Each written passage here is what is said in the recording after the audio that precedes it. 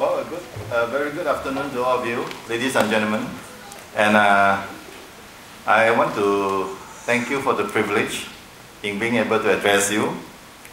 And when I say privilege, I do mean it as privilege, because unlike the American Express card logo or the Visa advertisement, where they say don't leave home without it and it is welcome everywhere, I want you to know I'm fully aware that I'm not welcome everywhere. If you know what I do for a living, you will know that that is a statement of fact. Because I don't have many friends. Actually, I've got no friends at all. What does that mean? Nobody talks to me, nobody calls me, nobody invites me for tea, until and unless something happens. Okay? And it is always like that. So, but what is the good news? The good news is that I've been pretty busy all these years. That is the good news. What does that mean to you? Well, folks, let me tell you something. Fraud is alive, and I will go through a few slides with you, and after which I hope I can impress upon you that it can come from the most unexpected quarter. Okay, David asked me to come over here to talk to you folks about some case studies and some best practices in fraud management, and also to share with you folks what have been happening in the region. So I will just go through these slides and tell you, as a guide, to tell you what I do. So what is occupational fraud and who commits fraud? To begin with,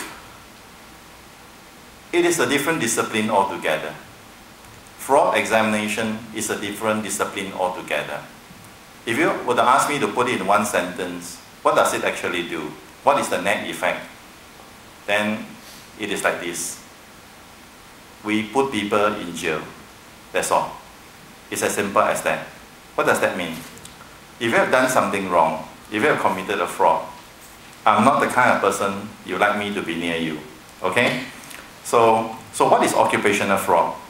For our purpose, ladies and gentlemen, there are three categories of occupational fraud. It can be corruption, it can be asset misappropriation, it can be financial statement fraud.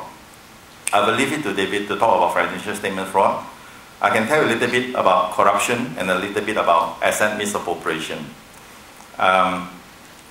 This is just an extension of asset misappropriation. So first thing first, why do people commit fraud, ladies and gentlemen? In this profession, which I had the pleasure of serving for 28 years, 29 years, I can tell you this. It helps me to understand that there are many things that I do not understand. It helps me to understand that men and women are not the same. You say that, no, we know that. I say, no, not the way you know it. The way that men think and the way that women think is absolutely not the same, regardless of which country you might be in. The ability of women to rationalize, the ability for women to rationalize way surpasses that of men. That means when it comes to rationalization, woman is always number one. You must remember that. It will do you a lot of good if you are a fraud examiner. That means in this area, woman is superior. But when it comes to motivation, you must try to understand something. Different people are motivated by different things. So what is the point here? The point here is very straightforward, folks. If somebody were to come to your organization and say, well, we will conduct a course for you, and we will do a fraud policy for you, and we will do something for you, and after which there will be no more fraud. I want everybody to understand that in itself is a fraud. The point being, everybody thinks they are right in their own eyes. That is what rationalization is all about. I cannot tell you more over here because it is a 20-minute kind of a thing. But I can tell you one thing, do remember, rationalization is something very powerful. But what can we do? We have a very simple job. Our job is to prevent the opportunity. So it's all about internal controls. Am I correct? It's all about internal controls to prevent the opportunities for them to commit a fraud. So the moment these three comes together, the moment they can think that they are right in doing it, the moment they are motivated to do it, and the moment the opportunity is there, they will commit the fraud. Ladies and gentlemen, Singaporeans in general tend to think that motivation means the person is greedy, therefore they commit the fraud. Am I correct to say that? That is how Singaporeans think. I can say that because I'm also a Singaporean. So long as I hold the red color passport, I'm a Singaporean. So I'm telling you here and now, that is wrong. Greed is not always the motivation. Very often, it is the need. What is the point? In economic crisis like this that we are going through, the world has changed. Directors are under tremendous pressure.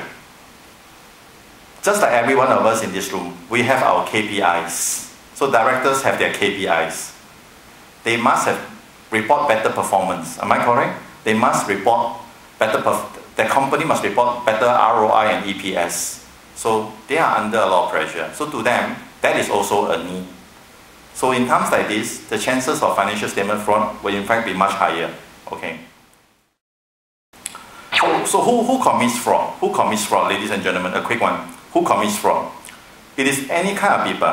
Let's take a look. Usually the person who commits fraud would be married, active religious members, can be any religion, would have children. That sounds like me. I'm married, I'm an active religious member, I have children, I have a fairly good education, I'm yet to commit any offense other than traffic offenses. I'm a good employee, yes, I listen to my boss, and I don't abuse alcohol, although my religion allows me to drink alcohol. And I'm optimistic, yes, I also have a very high self-esteem. I think I'm achieving. My family is quite harmonious. Socially, I'm conforming. I'm also very much in self-control. Yes, at times I might even be kind to my dog. And I'm also very sympathetic for people who lose their job. So what am I trying to tell you, folks? What am I trying to tell you? If that is the profile of a fraudster, what does that tell you? It tells you that fraud perpetrator looks exactly like us. You will say that is something I find it quite hard to accept. But let me tell you something. I have investigated big fraud cases in Taipei, Malaysia, China, and I can tell you distinctly, one of the major cases I investigated in Taipei involved a CEO and a CFO. The CFO, as usual, is an English chartered, and the CEO has got, of course, his MBA and all that, and these are very well-educated people. And they look like us, they talk like us, very normal, high achievers. But what can I tell you? They are people who commit fraud. And what was it that they do? You'll be quite surprised. What we consider to be fraud, to them, is something very normal. That is why they can rationalize. So what did they do? Something very simple. We call it conflict of interest, yes, but they call it being enterprising. So being the CEO and the CFO, what did they do? They run a very big manufacturing plant in Taipei. This company is listed in some part of the world. And what did they do? What they do is that they use the company's budget of every year, 12 million US dollar, for advertising and promotion, A&P. So instead of taking that 12 million to buy from a third party, to give it to the distributor, to pass it to the retailer, to give it to you, the consumer, they form a company under their own name. And this company originally supplied the $12 million worth of goods to the company. That is already conflict of interest.